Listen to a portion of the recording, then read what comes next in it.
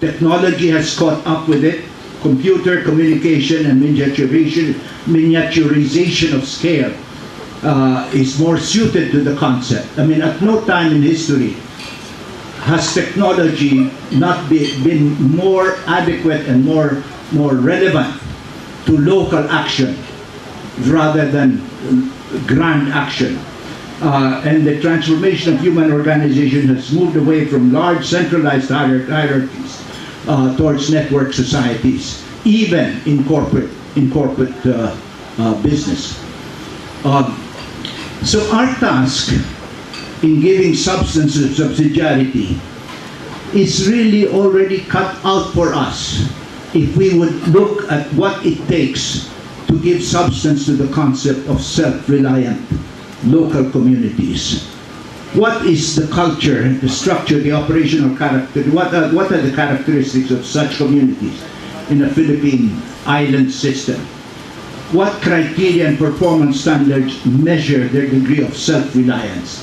Because that is very important in subsidiarity, that the deployed unit must have achieved their full capability as individual units.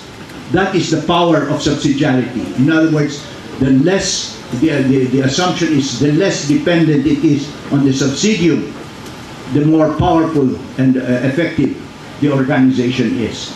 And what are the realities of the realities of the community units and territories would correspond to these units. So it becomes very important also to identify what is the nature of these unit organizations, because subsidiarity, we say that the default power is with the lowest units. All right, what are those lowest units? We know that they cannot be merely individuals. They cannot be merely families, that they must somehow achieve a level of confederation that renders them self-reliant. So then it becomes very important to understand what is the nature. We already have a lot of the institutions. We don't need further legislation for the moment. In other words, our cultural formation, our evolution, our processes must really catch up with legislation already in place. Our difficulty is that we've got too many people who have an interest first in violating the provisions of legislation. In other words, our 1987 Constitution has been honored more in the breach than in the performance, and has been systematically violated from the time of Cory to the present administration. The violation has been systematic to the point that now they want to change the Constitution in order to legalize the practice. So the legal and institutional basis for divisions and formation of these communities are there. The changes required are in the philosophy and past posture of the national government. They should honor local autonomy by the devolution of powers and responsibilities and provide extension service for local governance. We're looking for a leadership that says all responsibility for management of local resources belong to the local communities on their respective domains. So in other words, the idea is not only ancestral domain for tribal communities, every community must have a domain.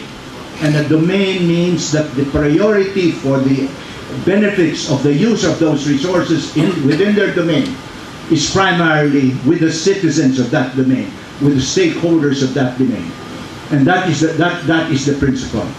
And if that domain has no use at yet for the mineral resources within that domain, then it is wrong for the national government to invite every large company in the world to avail of those so that they can indulge and engage, continue in their high living that is exhausting the resources of the world.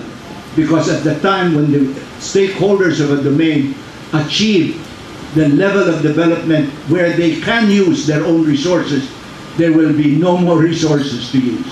And I think that is a very important principle, particularly within the geopolitical situation now, where the whole nations, all the nations of the world put together, are overusing the resources of the planet to the point that we are already into another 1/3 of another planet Earth. And in that particular situation, every nation and every community must really hug very closely its own domain and not give up any portion of our resources. So this generation is going to be cursed by the future generations if, in the view or in the face of this geopolitical global situation of an overuse of the planet's resources, the Philippine leadership is busy, instead of keeping these resources for our own people, is busy giving them away to every foreign company and every foreign nation, offering 1 million hectares to raise food for the Chinese and that sort of thing.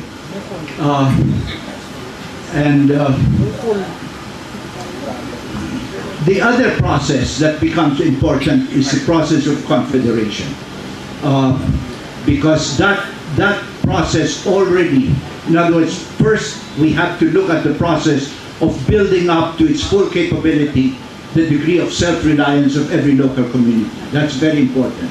And to build it up to a point of sustainable development, of sustainability.